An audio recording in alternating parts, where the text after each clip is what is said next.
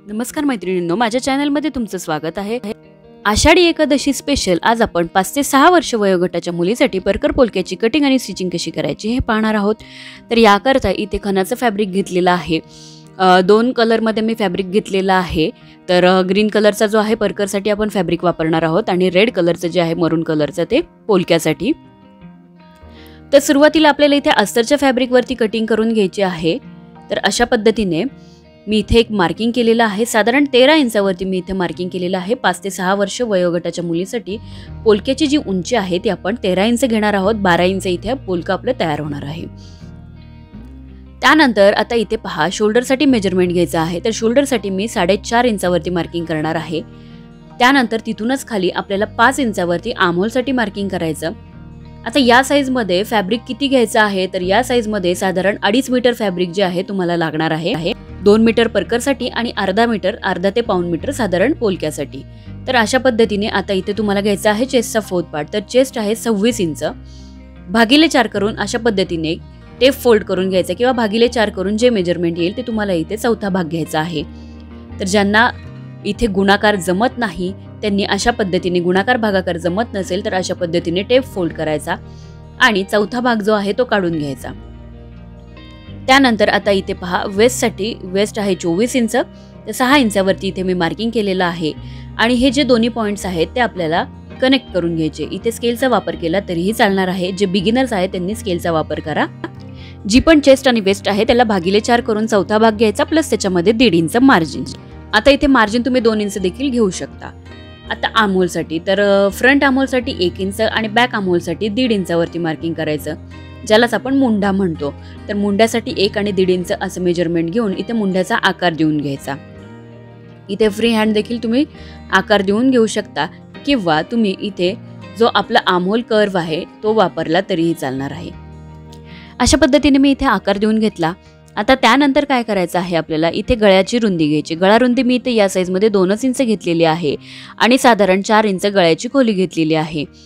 तर इथे फ्रंट आणि बॅक दोन्ही नेक तुम्ही वेगवेगळे ठेवू शकता। तर फ्रंट नेक 4 इंच ठेवला, बॅक नेक तुम्ही 3 इंच ठेवला तरीही चालणार आहे, किंवा दोन्ही नेकची जी खोली आहे, दोन्ही गळ्यांची जी गळा खोली आहे ती सेम ठेवली तरीही चालणार आहे। अशा पद्धतीने हे पहा, गळ्याचं मार्किंग करून घेतलेलं आहे किंवा बॉक्स जो आहे तो ड्रॉ करून घेतलेला आहे। तुम्ही इथे वेगवेगळ्या गळ्याचा जो आकार आहे तो देऊन घेऊ शकता। तर इथे मी गोलाकार जो आहे तो देऊन घेणार आहे। त्यानंतर आपल्याला काय करायचं आहे, अर्धा इंच शोल्डर जे आहेत ते डाऊन करायचे आहेत। शोल्डर इथे मी अशा पद्धतीने जो आपला आर्महोल पार्ट आहे तिथे डाऊन करून घेतले आणि अशा पद्धतीने आता आपल्याला कटिंग करून घ्यायची आहे। कटिंग करून दोन्ही पार्ट्स आपल्याला सेपरेट करून घ्यायचे। तर पहिल्यांदा बॅक आर्महोल आणि बॅक नेकची कटिंग करून घ्यायची। जर तुमचे दोन्ही गळ्यांचा खोली जर सारखी असेल तर तुम्ही एकाच वेळी कटिंग करून घेऊ शकता गळ्याची, आणि गळ्याची खोली जर वेगवेगळी असेल तर पहिल्यांदा बॅक आर्महोल आणि बॅक नेकची कटिंग करून घ्यायची। तर इथे मी गळ्याची खोली दोन्ही पार्ट मध्ये सेम ठेवलेली आहे। आता हा जो फ्रंट आर्महोल आहे त्याची आपण कटिंग करून घेत आहोत। ही कटिंग करून घ्यायची आहे आणि आपली हे जे पोलका आहे ते बॅक ओपन असणार आहे। तर मेन फॅब्रिक घ्यायचं आणि इथे प्लेन फॅब्रिक मी इथे घेतलेलं आहे। मेन फॅब्रिक घ्यायचं आहे आणि त्यानंतर अशा पद्धतीने त्यावरती अस्तरचं फॅब्रिक ठेवायचं। खालचं फॅब्रिक 4 फोल्ड मध्ये आहे। इथे ठेवताना बॅक पार्ट ठेवायचा आणि मार्किंग करून घ्यायची आहे।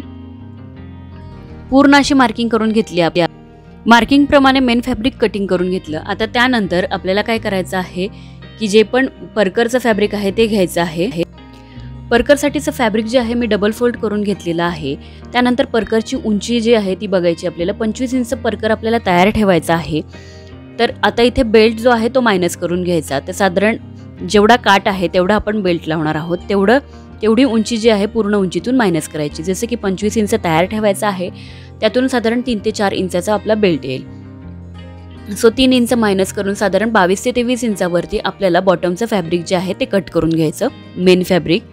आता इथे पाहू शकता मेन फॅब्रिक डबल फोल्ड मध्ये मी ठेवलेलं आहे दाखवल्याप्रमाणे।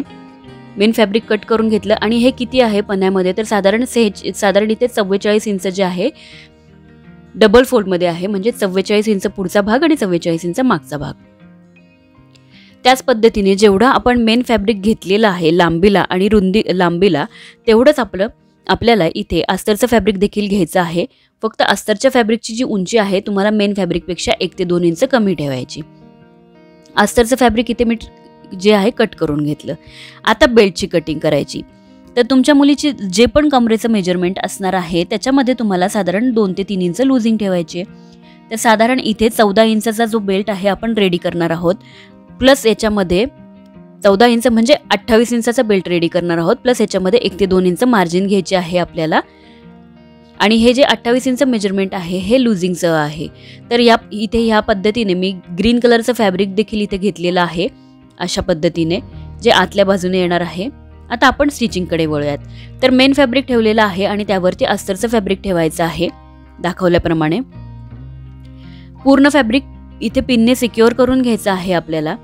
आणि इथे नेक पार्ट स्टिच करून घ्यायचा. त्याचबरोबर बॉटम पार्ट जो आहे आपण स्टिच करून घेणार आहोत. फ्रंट आणि बॅकचे दोन्ही पार्ट आपण स्टिच करून घेतले आणि एक्स्ट्रा फॅब्रिक जे आहे ते आपल्याला कट करून घ्यायचं आहे. एक्स्ट्रा फॅब्रिक आपण इथे कट करून घेणार आहोत. त्यानंतर जो गळ्याचा भाग आहे तिथे आपल्याला छोटे छोटे नॉचेस करून घ्यायचे आहेत, जेणेकरून हे फॅब्रिक सरळ करताना कुठेही गळ्याचा आकार जो आहे तो बदलणार नाही. तर अशा पद्धतीने हे फॅब्रिक सुलट करून घ्यायचं आहे. सेम याच पद्धतीने बॅक पार्ट देखील आपल्याला रेडी करून घ्यायचा. सरळ करून घेतल्यानंतर बॅकचा जो पार्ट आहे तो आपल्याला सेंटर पासून ओपन करून घ्यायचा. त्यानंतर स्लीव्सची कटिंग करूयात. तर स्लीव्सची जी उंची आहे साधारण 3 इंचाची स्लीव्ज इथे तयार ठेवायची आहे. फॅब्रिक 4 फोल्ड मध्ये ठेवलं आणि त्यानंतर साधारण हे पहा अशा पद्धतीने एक सरळ रेष जी आहे वरच्या बाजूने 3 इंचावरती आखून घ्यायची. त्यानंतर पहा की तुम्हाला इथे स्लीव्सचा बॉटम घ्यायचा आहे. 1 इंच वरती मार्किंग करून घेतलं. त्यानंतर स्लीव्सचा तयार बॉटम आपल्याला 4 इंच ठेवायचा आहे. प्लस त्याच्यामध्ये 1.5 इंच मार्जिन, 1 ते 1.5 इंच मार्जिन घ्यायचे आहे. आता वरच्या बाजूने साधारण 1.5 ते पावणे 2 इंचावरती मी मार्किंग करून घेतले, जी की कॅप हाईट मी इथे घेतलेली आहे स्लीव्सची. त्यानंतर 2 इंचावरती परत आडवी एक रेष आपण इथे आखून घेतली आणि तिरकस रेषा जी आहे स्लीव्ससाठी आपल्याला आखून घ्यायची आहे इथे व्यवस्थित दाखवल्याप्रमाणे. आणि त्यानंतर अशा पद्धतीने स्लीव्सचा आकार जो आहे तो देऊन घ्यायचा आहे. इथे फ्रंटचा जो आकार आहे तो देखील देऊन घ्यायचा आहे. पण ज्यावेळी आपण फॅब्रिकवरती कटिंग करतो त्यावेळी फक्त बॅक पार्टची आपल्याला इथे कटिंग करून घ्यायची. आणि इथे आमहोल मोजून घ्या की 5 इंच आमहोल प्लस 1.5 इंच मार्जिन. तर अशा पद्धतीने परफेक्ट आपला जो स्लीव्सचा आकार आहे तो परफेक्ट आलेला आहे आणि स्लीव्स देखील आपली कुठेही कमी पडणार नाही अशा पद्धतीने कट करायची. फ्रंटचा आकार देऊन ठेवायचा आणि फ्रंटचं मार्किंग अस्तरच्या फॅब्रिकवरती करून ठेवायचं. इथे फ्रंटचा जो कर्व आहे तो आपण लगेच कट नाही करणार, तो आफ्टर स्टिचिंग आपण तो पार्ट जो आहे तो कट करणार आहोत. इथे पहा, इथे बॉर्डर घेतलेली आहे किंवा कॉटनचं फॅब्रिक घेतलं त्यावरती कटिंग करून आपल्याला स्लीव्ज रेडी करायची. त्यानंतर जो फ्रंटचा पार्ट आहे त्यावरती अशा पद्धतीने मी बॉर्डर लावून घेतली बॉटमला. जो बॅकचा पार्ट आहे तो सेंटरच्या बाजूने अशा पद्धतीने ओपन करून घेणार आहे मी किंवा कट करून. बॅक ओपन असं आपलं पोलकं तयार होणार आहे. हे याला आपल्याला स्ट्रीप लावून घ्यायच्या आहेत. स्लीव्ज आपल्या तयार झालेल्या आहेत. अशा पद्धतीच्या स्ट्रीप घेतलेल्या आहेत मी. एक हुक पट्टी आणि एक आय पट्टी. एक जी पट्टी असणारी आतल्या बाजूने जाईल आणि एक दुसरी जी पट्टी असेल ती बाहेरच्या बाजूने येईल. अशा पद्धतीने दोन्ही स्ट्रीप आपल्याला लावून घ्यायच्या आहेत किंवा स्टिच करून घ्यायच्या. तर इथे तुम्ही पाहू शकता पूर्ण फिनिशिंगमध्ये आपला इथे दोन्ही पट्ट्या ज्या आहेत त्या लावून झालेल्या आहेत दाखवल्याप्रमाणे.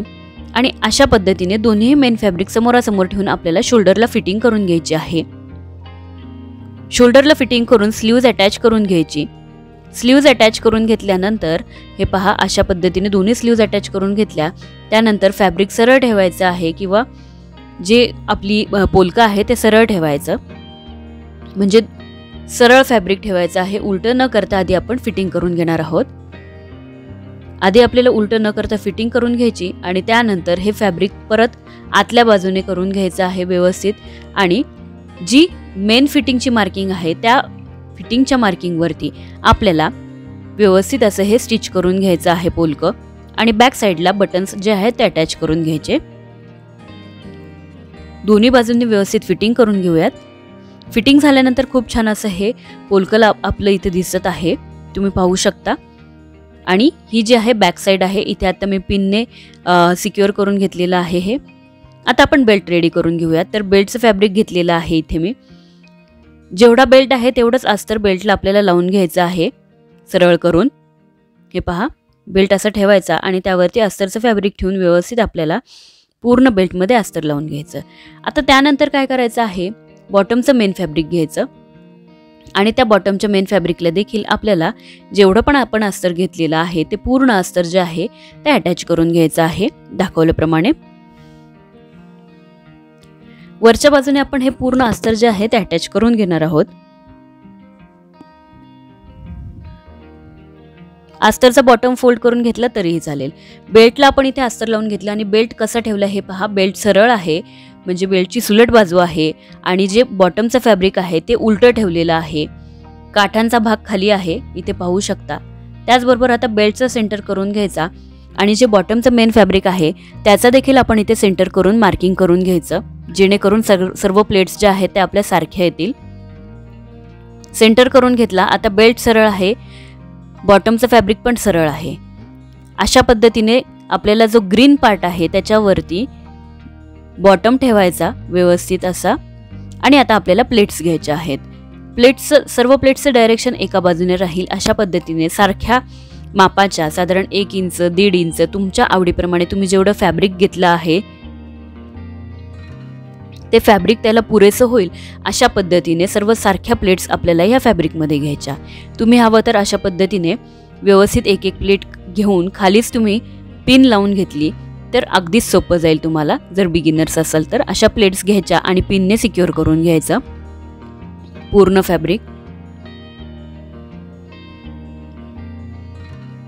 पूर्ण फॅब्रिक आपण इथे व्यवस्थित प्लेट्स घेऊन सिक्युअर केलं. त्यानंतर आता हा जो बेल्ट आहे तो आपल्याला अशा पद्धतीने, हे पहा, काठांचा जो भाग आहे तो पुढच्या बाजूला करायचा आहे दाखवल्याप्रमाणे आणि बेल्ट जो आहे तो स्टिच करून घ्यायचा आहे. वरच्या बाजूने 2 स्टिच घेतल्या तरीही चालणार आहे. त्यानंतर साईडने आपल्याला काय करायचं आहे, हा जो परकर आहे त्याला फिटिंग करून घ्यायची आहे छान अशी. तर मैत्रिणींनो, सुंदर असं परकर आणि पोलकं जे आहे आपलं इथे तयार झालेलं आहे. तुम्ही तुमच्या आवडीप्रमाणे लटकन इथे लावू शकता. 5 ते 6 वर्ष वयोगटासाठी हे परकर पोलका आपण बनवलेलं आहे. तर मैत्रिणींनो, व्हिडिओ कसा वाटला हे कमेंट्स करून नक्की कळवा. चॅनलला लाईक करा, शेअर करा आणि सबस्क्राईब करा. खाली दिलेल्या बेल आयकॉनवरती क्लिक करा, म्हणजे येणाऱ्या प्रत्येक व्हिडिओचे नोटिफिकेशन तुम्हाला नक्कीच मिळेल. पुन्हा भेटूया अशाच नवीन व्हिडिओसह.